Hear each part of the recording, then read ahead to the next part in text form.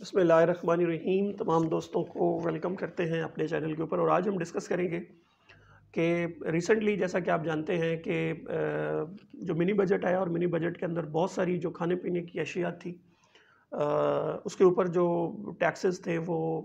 या तो उन्हें एग्जम्पशन से निकाल दिया गया या उन पे ऊपर पहले टैक्स नहीं होते थे। इंपोर्ट भी एग्जाम्प्ट थी, लोकल सप्लाई भी एग्जाम्प्ट थी, लेकिन अब उनको बाज़ आइटम्स के ऊपर उन्होंने इंपोर्ट स्टेज के ऊपर टैक्स लगा दिया है, बाज़ के ऊपर लोकल सप्लाई जो है वो एग्जाम्प्ट कर दी है। बाज़ में ये हुआ कि वो कम टैक्सेस पे थे, उनका टैक्स बढ़ा के 17% कर दिया गया है। सबसे बड़ी जो चेंज है वो आपको पता है, जैसा कि जितने भी रेस्टोरेंट्स हैं, होटल्स मोटल्स हैं, बेकरीज और ईटरीज थी, उनके ऊपर टैक्स जो था वो पहले फिक्स बेसिस के ऊपर था और 7.5% टैक्स जो है वो चार्ज किया जा रहा था। लेकिन अब चूँकि सबसे बड़ा इशू जो है वो इस वक्त जितने भी होटल्स हैं, रेस्टोरेंट्स हैं या ईटरीज हैं, उनके लिए ये होगा कि ना सिर्फ पहली बात ये है कि उनकी जो इनपुट्स थी उसके ऊपर टैक्स बढ़ा दिया गया। इनकी जो इनपुट्स थी, जितना भी ये दूध, दही, सब्जियां, सॉसेजेस, ऑयल, घी, इन सारी चीज़ों के ऊपर ना सिर्फ पहले तो यहाँ पे टैक्स बढ़ा, जब ये टैक्स बढ़ा तो इसका मतलब है कि उनकी जो कॉस्ट थी वो इंक्रीज़ कर गई। दूसरा इम्पैक्ट उन्होंने उनके ऊपर क्या आया कि उनका जो सेल्स था, सेल्स के ऊपर भी टैक्स बढ़ा दिया गया, मतलब जो उनकी जो आउटपुट टैक्स है वो भी बढ़ गया। थर्ड चीज़ ये होगी उनके लिए कि उनका जो सबसे बड़ा इशू ये हुआ कि जब उनकी इनपुट महंगी हो गई, आउटपुट पे भी टैक्स लग गया, तो उससे क्या होगा कि ओवरऑल उनकी जो फूड कॉस्ट है और उनकी जो फूड आइटम है वो महंगी होगी। जब वो महंगी होगी तो इससे क्या, आपको पता है कि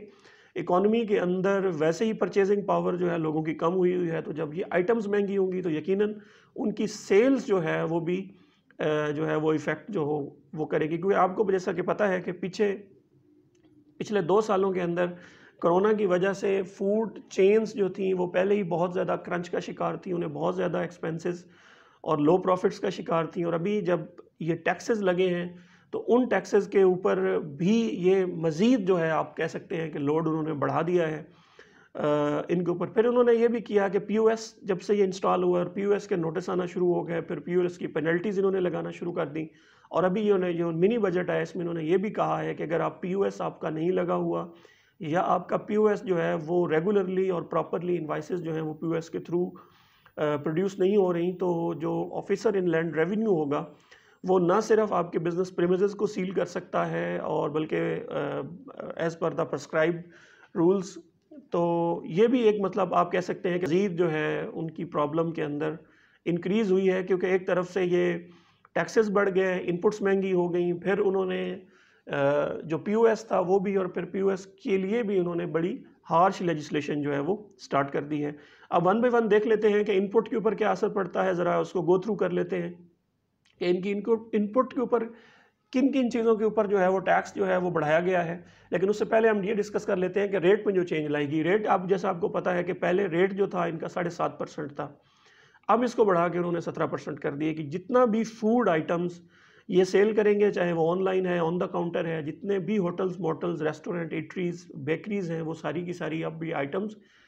ऑटोमेटिकली स्टैंडर्ड रेट यानी कि 17% के ऊपर चली जाएंगी। और जितने भी इनके पीओएस होंगे ये अपने पीओएस को और अपने तमाम मेन्यू कार्ड्स को और रेट्स को भी एडजस्ट करेंगे अकॉर्डिंग टू द 17% जो सेल्स टैक्स जो है, जिसकी अभी जो है वो इन्होंने प्रपोजल दिया है, जो कि होपफुली एक्सेप्ट भी हो जाएगा, होपफुली इम्प्लीमेंट भी हो जाएगा। नेक्स्ट हम देख लेते हैं कुछ इनपुट्स इनकी, जो जैसा कि मैंने आपसे पहले कहा था कि इनके ऊपर टू वे इशू इनको होगा। एक तो ये जब परचेज़ कर रहे होंगे अपनी फूड्स, वेजिटेबल, जितनी भी इनका रॉ मटेरियल है वो परचेज़ करेंगे, उसके ऊपर भी ये टैक्स देंगे। और उसके बाद जब ये उसको बेचेंगे तो उसके ऊपर भी 9.5% तकरीबन टैक्स में इंक्रीज़ इनका है। तो सबसे पहले हम ये देख लेते हैं कि बहुत सी इंपोर्टेड आइटम्स जो फूड के अंदर, जो रेस्टोरेंट्स के अंदर इस्तेमाल होती हैं, उनके अंदर टैक्सेस के ऊपर क्या चेंजेस आई हैं। सबसे पहले अगर हम ये देखें, इस वक्त आपकी स्क्रीन के ऊपर है कि लाइव एनिमल्स, मीट, इसके अलावा फ़िश थी, एग थे, लाइव प्लांट थी, इवन रेड चिलीज़ थी, इनके ऊपर जो इंपोर्ट के ऊपर जो है इन्होंने 17% टैक्स लगा दिया है। पहले ये जो था टैक्स एग्जेम्प्ट थी, अब इनके ऊपर जब भी कोई बंदा है या जब भी कोई पर्सन इनको इंपोर्ट करेगा तो उसके ऊपर 17% जो है वो टैक्स देगा। इसके अलावा अगर आप हम बात करें वेजिटेबल्स की, तो जो वेजिटेबल्स और फ्रूट्स थे उनकी इंपोर्ट जो थी वो चाहे फ्रोज़न थे, फ्रेश थे, वो एग्जेम्प्ट थे, लेकिन अब इन्होंने कहा है कि जो सिर्फ अफ़गानिस्तान से आप इंपोर्ट करेंगे उनके ऊपर टैक्स नहीं होगा। अदर देन अफ़गानिस्तान आप जितना भी फ्रेश, फ्रोज़न और अदरवाइज़ प्रिजर्व्ड आप जितनी भी फूड आइटम एडिबल वेजिटेबल्स को इंपोर्ट करेंगे उनके ऊपर जो है वो टैक्सेस आपको देना होंगे। फ्रूट भी इन्होंने यही कहा है कि सिर्फ अफ़गानिस्तान से सेब के अलावा जितनी भी चीज़ें आप इंपोर्ट करेंगे अफ़गानिस्तान से, फ्रूट वगैरह, तो वो भी उसके ऊपर जो है वो टैक्स नहीं होगा, अदरवाइज़ आपको टैक्स देना पड़ेगा। फिर इन्होंने जो एग्जम्पशन जो है वो निकाली है, वो इन्होंने कहा कि चावल, गंदम और गंदम का जो आटा है, इसके अलावा जितनी भी मिलिंग आइटम्स थी, पहले ये था कि जितनी भी मिलिंग आइटम थी वो सारी एग्जेम्प्ट थी। इन्होंने अब उसमें से सिर्फ गंदम, चावल और गंदम का जो आटा है उसको एग्जेम्प्ट रखा है और बाकी तमाम चीज़ों को इन्होंने टैक्सेबल कर दिया है। सो ये जो बहुत से ऐसे फूड चेन्स या बहुत सी ऐसी आइटम्स जो होटल रेस्टोरेंट्स जो हैं वो डेली बेसिस पे इंपोर्टेड इस्तेमाल कर रहे थे, अब उनको यहाँ पे भी टैक्सेस जो हैं वो फेस करने पड़ेंगे। इस तरह अगर हम ये देखें, सॉसेजेस हैं, इसके अलावा आपकी जो दही है और जो रिटेल पैकिंग में ये यूज़ कर रहे थे, इसके अलावा ब्रेड, नान और चपाती और शीरमाल, ये पहले एग्जेम्प्ट था रेस्टोरेंट के अंदर। ये अगर ब्रेड, नान और चपाती वगैरह आप ऑर्डर करते थे तो उस पर टैक्स नहीं था, लेकिन अब उन्होंने ये सिर्फ कहा है कि सिर्फ जो तंदूर हैं,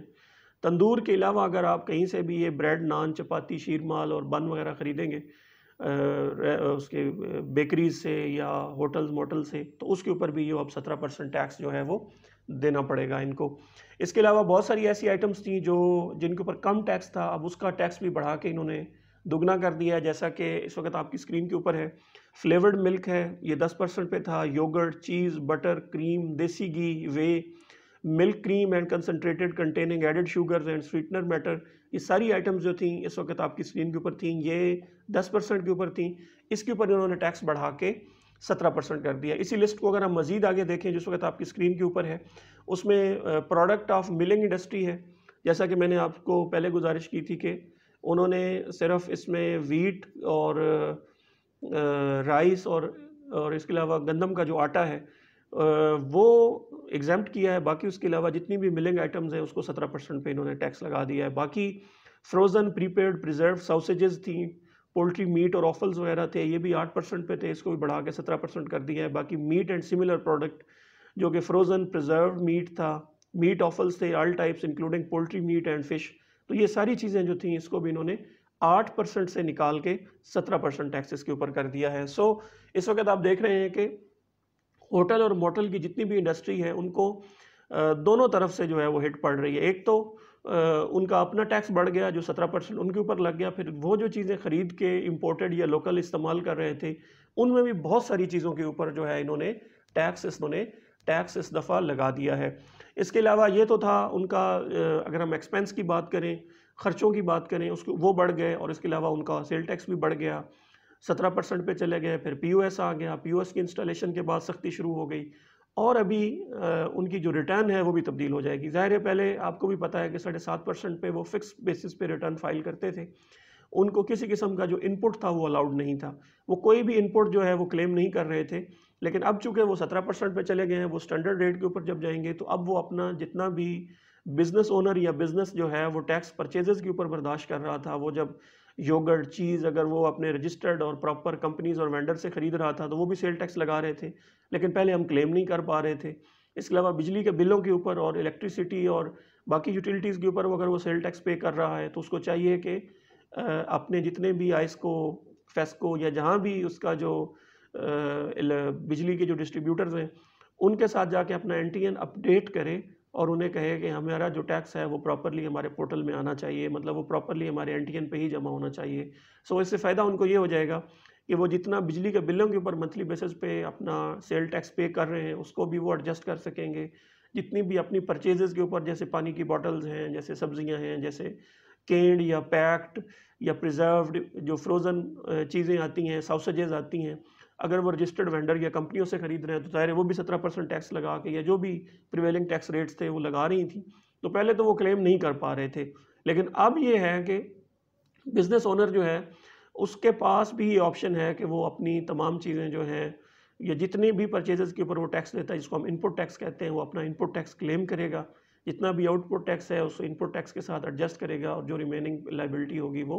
पे करेगा। सो इनकी जो फाइलिंग है वो भी चेंज होगी है। फिर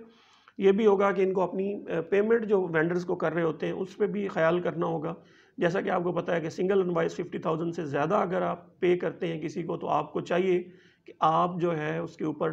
पेमेंट जो है वो थ्रू बैंकिंग चैनल आप करेंगे। सो जितने भी रेस्टोरेंट्स हैं उनको चाहिए कि अगर उनकी पेमेंट्स हो रही हैं, वो परचेजिंग कर रहे हैं प्रॉपर कंपनी से, प्रॉपर रजिस्टर्ड कंपनी से, जिसका वो इनपुट भी लेना चाह रहे हैं, तो उनको फिर चाहिए होगा कि वो अपनी पेमेंट्स भी थ्रू प्रॉपर बैंकिंग चैनल करेंगे। सो ये एक इम्पैक्ट आया है इस बजट का, जिसमें हमने देखा कि उनकी इनपुट भी महंगी हुई, उनके ऊपर टैक्स भी लग गया, उनकी फाइलिंग भी, पीओएस भी, बहुत सारे इश्यूज जो हैं इस वक्त जो हैं वो रेस्टोरेंट सेक्टर है उनको आ गए। मैं उम्मीद करता हूँ हमारी इस ब्रीफ सी वीडियो से आपको अंदाज़ा हो गया होगा कि क्या क्या चीज़ें जो हैं और टैक्सेस जो हैं और क्या इम्पैक्ट आया ओवरऑल इस बजट का। वैसे गवर्नमेंट और उसके नुमाइंदे यही कह रहे हैं कि आम आदमी के ऊपर इसका कोई इम्पैक्ट नहीं है, वो अब आपके सामने, अब आप खुद फैसला करें कि आम आदमी टैक्स देगा या नहीं देगा। आपका और आपके वक्त का बहुत बहुत शुक्रिया। वीडियो पसंद आती है इसको लाइक कीजिए, शेयर कीजिए। अगर आपका कोई मज़ीद सवाल है तो नीचे हमें कमेंट्स में ज़रूर बताइएगा। बहुत शुक्रिया।